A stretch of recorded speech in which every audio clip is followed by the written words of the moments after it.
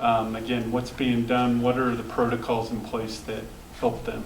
Sure, I'm actually reviewing after this meeting a protocol that we're putting in place for refusal to transport in circumstances where a person isn't requiring emergency medical care specifically. They're going to do some triage. I haven't reviewed it yet, so I can't tell you the details of it, but if I'm in agreement with it, then we'll put that into effect.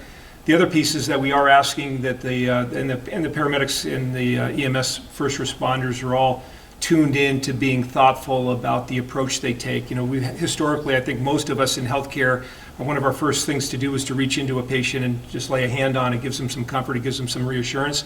In circumstances like this, we're maintaining a 6-foot distance, and we're asking them what their needs are and trying to get some history taking done before we step close to the patient. I've spoken to many of our doctors in the hospital, and we're doing more of our history reviews and asking them about how they're doing from the doorway. It's not as comforting, you know, as we're accustomed to behaving like, but it's important for everybody's safety to maintain our social distancing just like everybody else is doing in the community right now.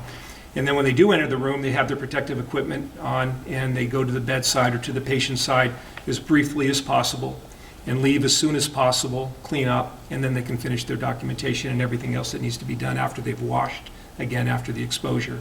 So this is the sort of the game plan both in the hospital and in the pre-hospital environment, is to try to, just as much as we can, decrease the hands-on close contact time, because that's where the virus is going to be moving from one person to another. And Mr. Wilson, could you talk to us a little bit more about the need for medical supplies donations you guys are asking for? Have you guys ever been in a situation like this before you've had to ask for donations? And also, what, I guess, at what point does this become a problem as far as like y'all's shortage? That's a problem today. Yeah, but you know, you know, we as Americans, I think in general, you know, we figure out ways to be creative and find other solutions. There's a lot of stuff in the literature that we're seeing now that if you put 5 layers of cloth across your face, you know, bandanas and layers, you can make a acceptable barrier between you and the outside world. I'm not sure it would ever meet FDA approval, but it's what we got to work with right now. Industrial grade masks are probably as strong, if not stronger, than the ones that we use typically in medical care, and we're looking for those resources. If any of you know of any oil and gas companies that have masks that they're not using right now, we could use them. Yeah, so we're looking for resources along those lines as well.